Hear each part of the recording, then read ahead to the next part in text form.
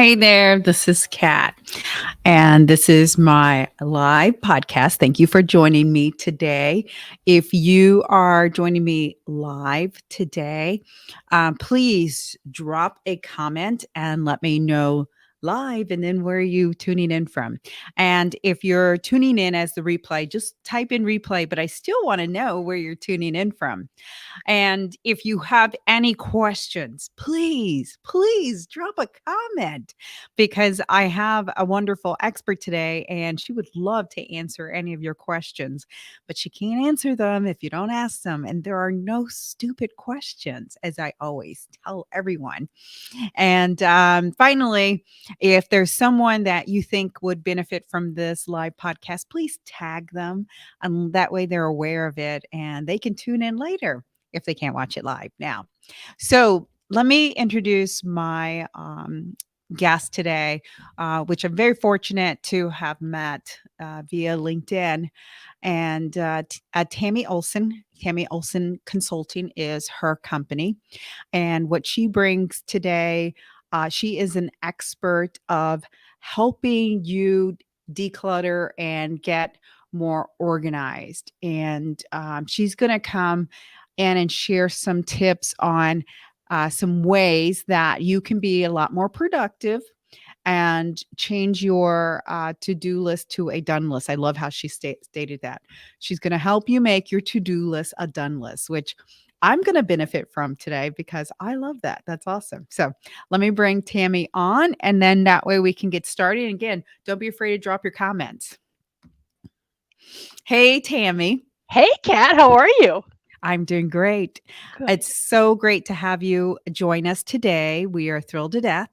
And again, I love the comment that you're going to make our to-do list a done Done list. list.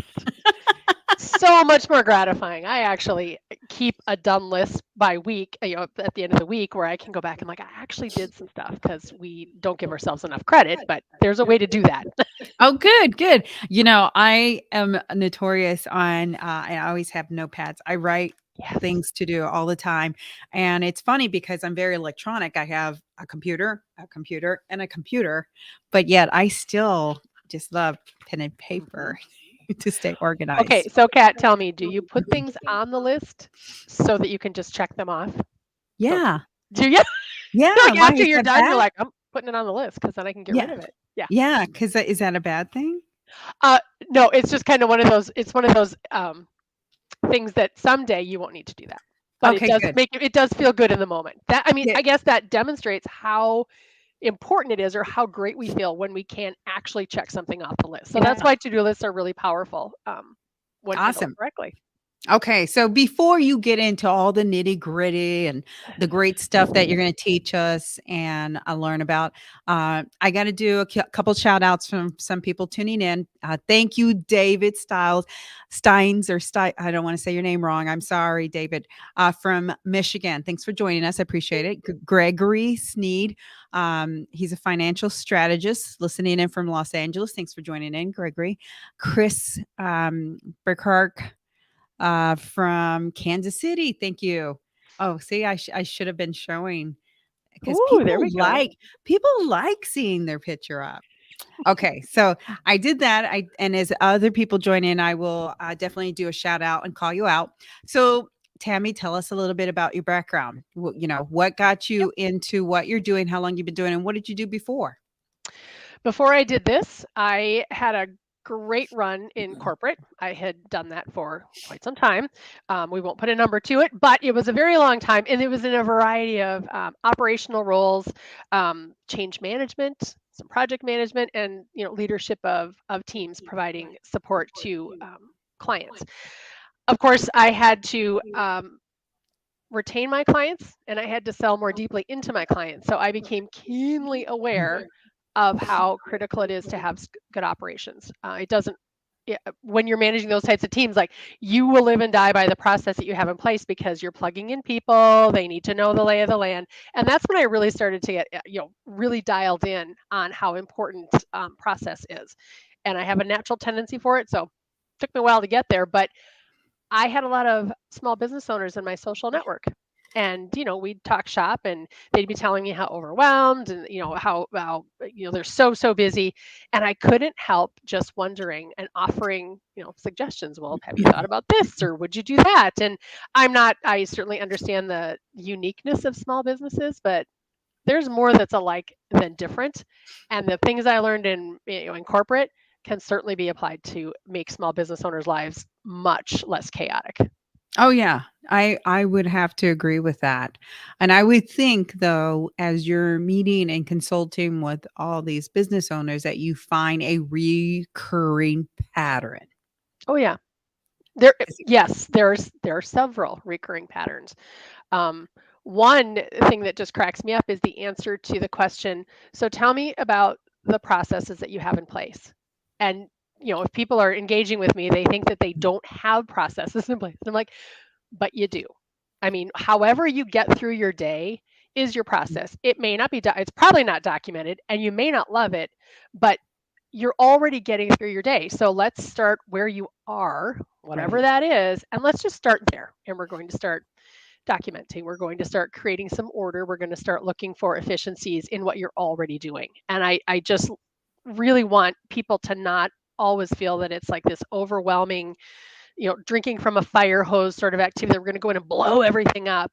That won't work. So Right. let's start where you are and figure out, where do we get the biggest bang for the buck, and what do we solve for first?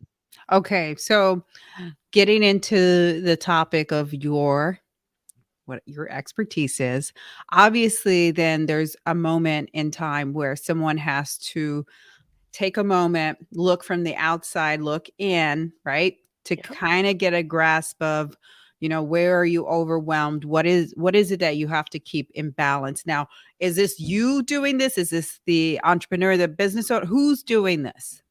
It's guided. It's a discussion. And one of the things that often comes out of that deep dive kind of discussion, and it here's the thing, it's not just the mechanics of the work that we do, it's our attachment to it as well. And so we're going to have a discussion around you know what can you let go of. And Yeah. I find oftentimes people want to hang on to busy work because there's something bigger that they really should be doing that is much higher value in their business. They should be talking to more people. They should be Yeah. improving their visibility. They should be having sales conversations. Or that whatever the thing is that's scariest to them is generally what they're avoiding, and they make an excuse by letting things let their business run them. And Yep. so there's some mindset work that is done in my work with clients to get them to it's not just that you're busy. Like, we're going to peel it back and say Yeah. there's an attachment to being busy if you're really this overwhelmed, and you have to be really willing to think about, but what can I let go of? And I do challenge clients when they say, well, I'm the only one who can do that. Yep. I've Probably heard not. that before. I'll be fair. I've been known to say it. I mean, it's not a unique. We're Yep. we're all there. We think we're the only ones, and we'll get freedom, and we'll have a different type of business for ourselves when we let go of that myth. I agree. So, a couple of things then I can point out or help identify, because I love that you said the busy work and Mhm. it's a way to avoid something else, because I see that as well in the businesses that we talk to. Okay. Yeah. And I love that, because I think that's something to really like pick out or kind of like address with a client. Because if, for instance, they need leads or they need business development, and they say they can't because they're doing all this other Oh, right. minutia, Yes. right? Mhm. Mhm. And when in fact, it could be this fear of, "I just don't wanna do it." Yeah. Right? Yeah. I I I mean, I literally had I mean, it I literally had a client who we did all the things. We fixed many things. We put a technology platform in for her, which actually did help her. And when I followed up, 60 days after implementation, and I said, "So tell me how," she had been saying, "I really want to get out and do some sales and marketing." She's, an insurance agent. And I said, "How's it going for you?" She's like, "Yeah, I'm still too busy. Something else. There will always be something else." So, you know, I would love to be kept busy all the time, but let's be honest about Yeah. what struggle we're creating for ourselves as well. We have to be really honest with ourselves. And if you're a small business owner, entrepreneur, you're already kind of dialed into yourself. So like just be honest. Like let's just Right. peel it back here. Yeah. Yeah. You I own love that. it. I think this is awesome. I think that's awesome. And for you to be able to drill down and get that out of someone is, you Mhm. know, it's pretty good. You have to have a very good relationship. Let's just say, Yes. And there is, I I guess the thing is I really want in the work I do with clients, I would say this to you. I mean, I would say this to anybody about any part of their life. Like, don't make yourself wrong. Like, just here we are. And Yep. clearly, there's something that needs to be fixed, but we don't have to. We don't have to go on swinging on why we're doing something Yep. or. Like, let's just pick up from here and move forward. I That's love all. this, Tammy. Okay, I'm going to pick on something else that you said too, because I can see these things in clients that I have, but I also can see it in either I've experienced at one time. We're all entrepreneurs. I've been an entrepreneur for now almost 9 years. And I know in the beginning, I was fanatic of it's my way or the highway, or Oh, yeah. I do it the best, so no one else is going to do it like me. And I had to overcome those things, right? I had to totally overcome them because you can't scale and grow if you don't start delegating. I mean, you can only do so much. And Correct. if you keep doing it on your own, right, and your to-do list keep growing and growing and growing, then you're never going to get ahead. You're always going to fall behind, and you might just screw up what you currently built your business on, right? Oh, And absolutely. yeah, so a lot of times it's really hard for someone to mentally just let go because they did it. They built that system, they built that process, they built that whatever formulation it is that they're delivering, and their fear is that the person that they hand this off to is going to fail them, right? Hmm. They do. And one of the things that I've had some conversations, and this helped people kind of get over that hump was there were some clients who were very, very, very committed to broader service. They really, they were committed to the work that they were doing. They wanted to be able to serve more people.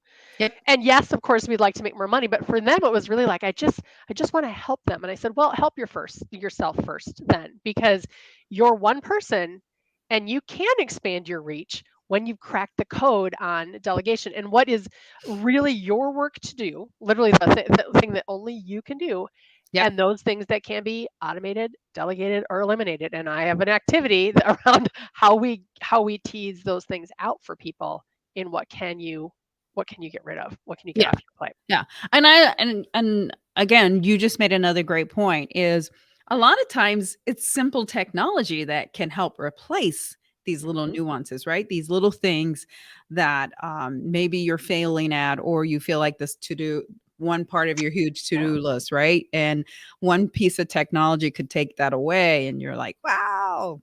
Yeah. It opens all things up. And I have had clients who thought that they were ready to hire someone. They were, and they engaged with me just to sort out what the process is and get it Yep. documented. We're going to, write it up. And in one, some cases that's the answer, but in another, the first thing was to add some technology, which then delayed when this business owner needed to onboard someone. It wasn't that the work totally went away, but it was, some email follow up and some Yep. automation was all that was required, and following up on leads. And yes, eventually it made sense to bring on a salesperson, but in the short term, some of that just getting it, just having that follow up automated was enough for him to say, oh, I can still manage this for myself now. And Yep. then it got to the point where he couldn't. And he's like, and now there's a system that actually can be used by, a salesperson that I hire. So, Yeah. Okay. Let's go with your three productivity myths. oh, my productivity myths. Um, there are Drum many. roll. There are many. These are some of the more pervasive, I think. Multitasking is a Okay. productivity myth that you have to multitask in order to be productive. And truth is, computers multitask. In fact, I think multitasking was a term developed for computers who can simultaneously run programs with no loss of productivity in either one. But humans can't actually do that. We switch task, and I think that that phrase switch tasking was created by or written about by an author named Dave Crenshaw in the early 2010s, 2011, somewhere in there.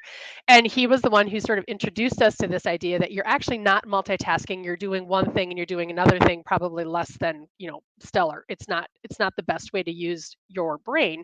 And in fact, science has been studying it since the early 2000s and have shown that you're 40% less effective when you switch from, again, cognitive task. Yes, you can fold the laundry and watch, Housewives or whatever. That's fine. That you can do. But if you're really doing thinking work, you lose 40% of your productivity when you're trying to do two things at once, when you're Yes. switching from one to the other. I don't have 40% of my, brain time to give up.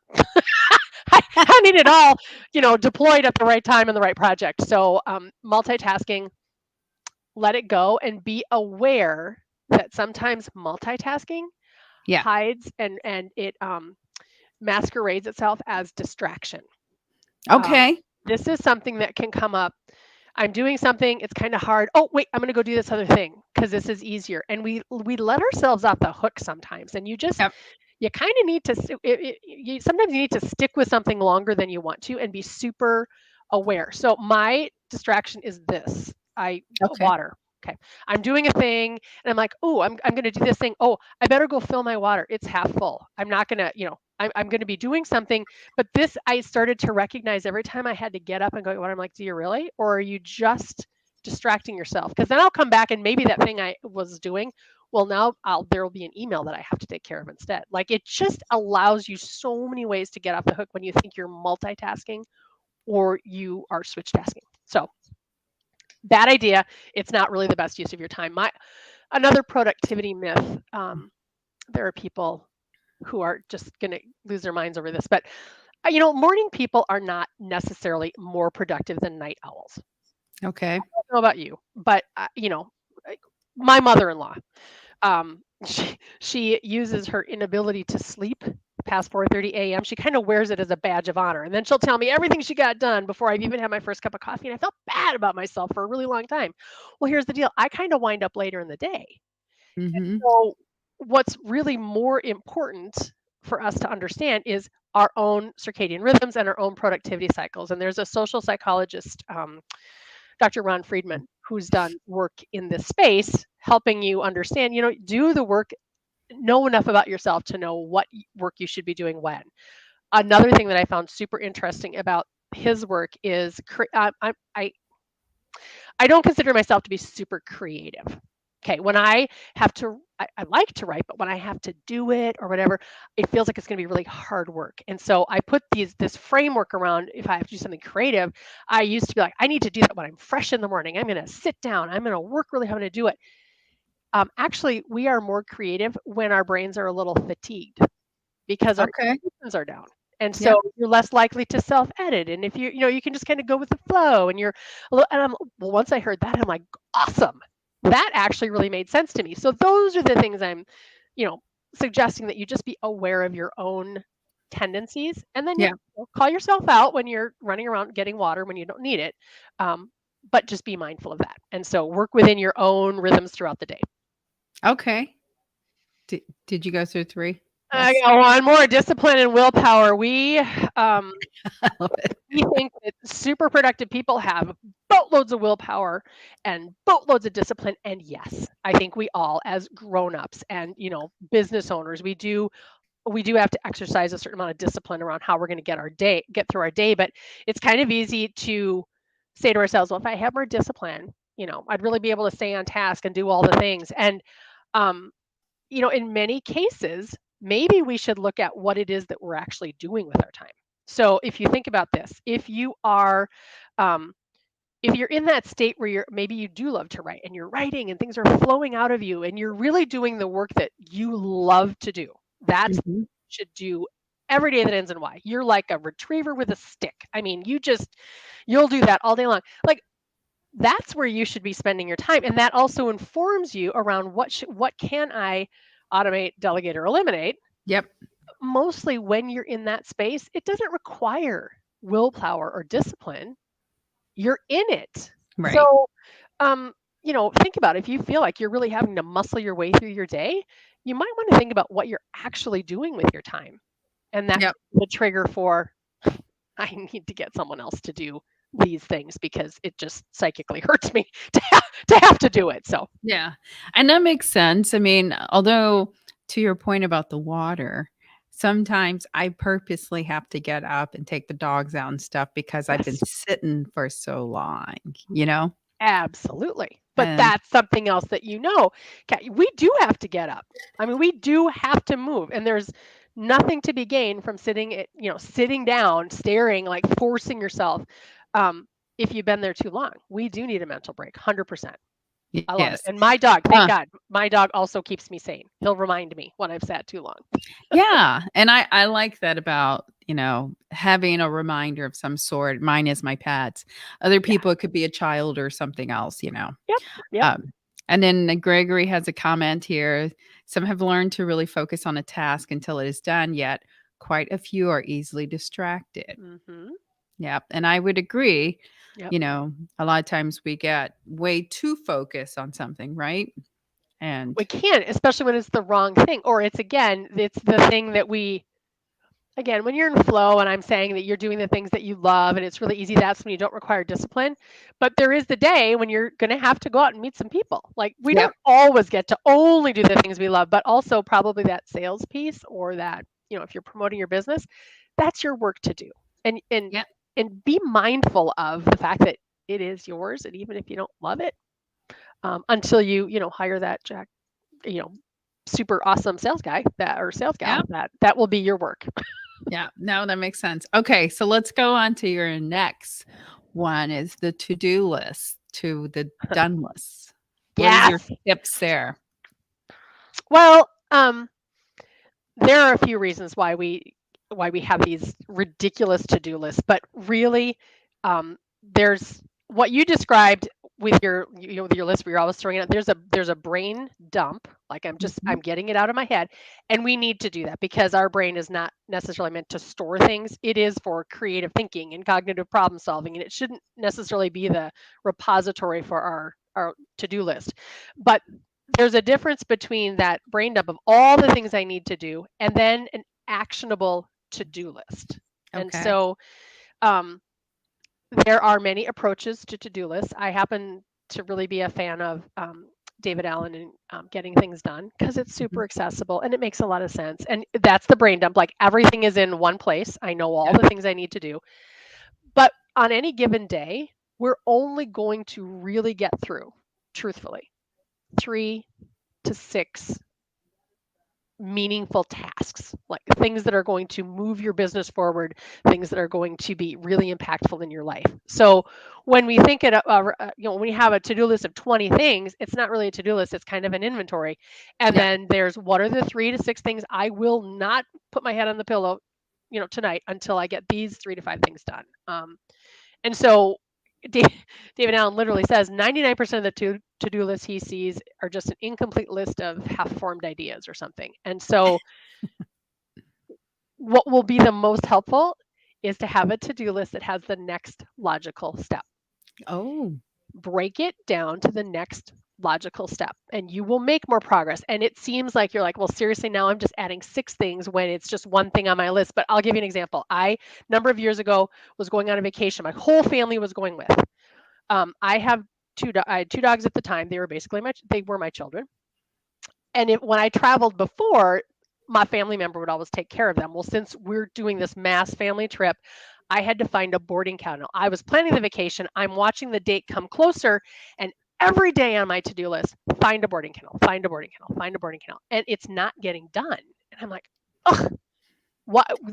I was starting to get a little anxious about it because I wasn't taking the action. And it occurred to me in that moment, I'm like, well, okay, what is required of me to find a boarding kennel? Because I'd never done this before. And I'm like, well, I was going to talk to my crazy neighbor lady across the street who treats her dogs like kids. I'm going to talk to my veterinarian. I'm going to check in with a dog trainer. And so my to-do list was actually to contact those 3 people, not yep. find a boarding kennel. It was those 3 things. I positioned it on my calendar. I put the phone numbers for the 2 people I needed to call, sent the email right away because that could be done in 5 seconds.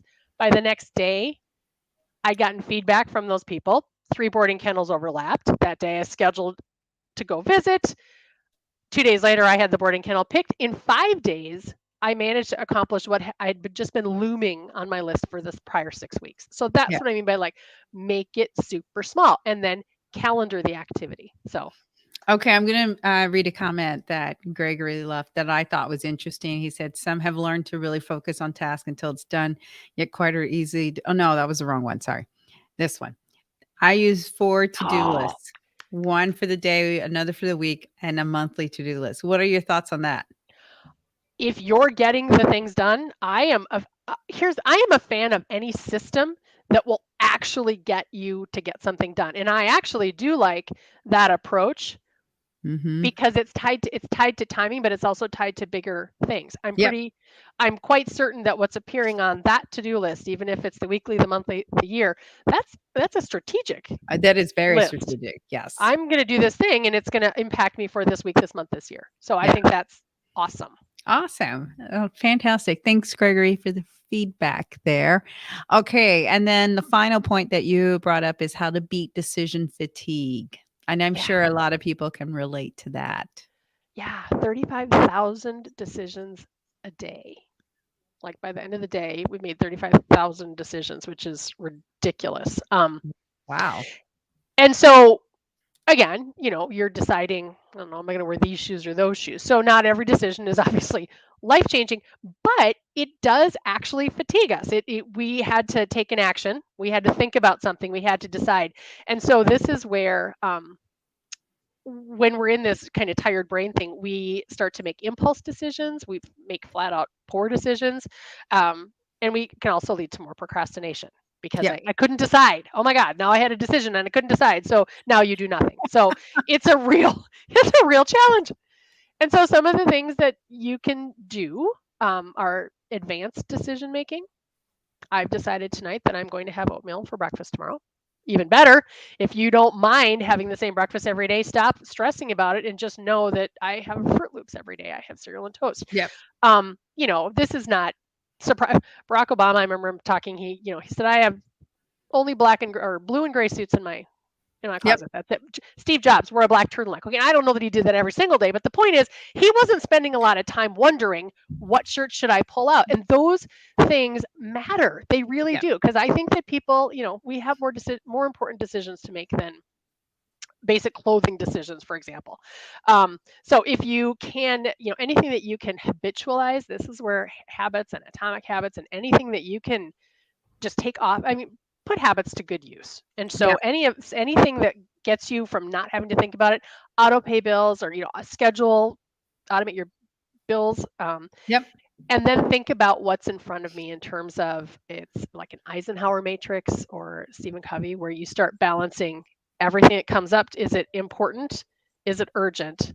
And depending on whether it's urgent and important, where does it fit? So things that are important that are not urgent, strategic planning. Yes, your business will require that you spend time strategic planning. It's not urgent. I schedule that. Yep. My kids' school calls, my child's sick, urgent and important. I can't not deal with that. I need to do. Right. But you can, again, decide that I'm going to do it. I'm going to delegate it. I'm going to eliminate it. I'm going to, automate to the extent that you can. So there's always a way, but we start thinking about decisions in terms of, is it urgent versus important? Because we'll always deal with the fire that's right in front of us. And Right. that isn't smart. That's the opposite of strategic. Yeah. Now, when you're delegating, a Mhm. little bit of that is I mean, because there's a little bit of, did you hire the right person or partner? Because you can delegate and have the wrong person in place, and then you're going backwards because you did all that training, and then now you have to go and fix it, right? So there's a little bit of that in play of when they're looking for someone to delegate to, right? There is. I had an early meeting with some businesswomen this morning. We were literally talking about the cost of the wrong hire. Yep. Um, in uh, as often as I have seen people get the hire wrong, in some cases they didn't. hire what they actually needed because they hadn't taken the time to step back. For example, one of these businesses was in a creative, she has a creative agency, and she said one of my first early mistakes was I thought I needed an assistant. What I actually needed was a writer. Yep. And so, we that can happen if we think we know what we need. So you really do. It's not even a matter of getting the right personality and do they have the skills. You have to be laser focused on what do I really need someone to do, and then do them do the right thing in having an actual job description, having your Yep. processes written so that when they come on board they know what they're supposed to do, have a have an onboarding manual or system. Do all those things, because the cost of bringing someone on and having them be disappointed because there was no instruction or no Yep. clarity, um, is just as frustrating. So we want it to be a win-win. So take the time on the front end. And I would have to agree with that because so many times I am in a lot of women's groups as well, where the women will just say, I need an assistant for blah, blah, blah, this and this and this. And nowhere should the person ever say, you need to be experienced, or you need to know how to use this tool, or you need to be able to, have worked with this type of business, or blah, blah, blah. So it's more right, more basic, and they think, well, if they know these basic skills, they should be able to help me. But that's not always true, you know? No, no, and I don't know, but I don't have the time to go out on a should be able to help me. Like, I'm not going to be able to take that. I don't have that.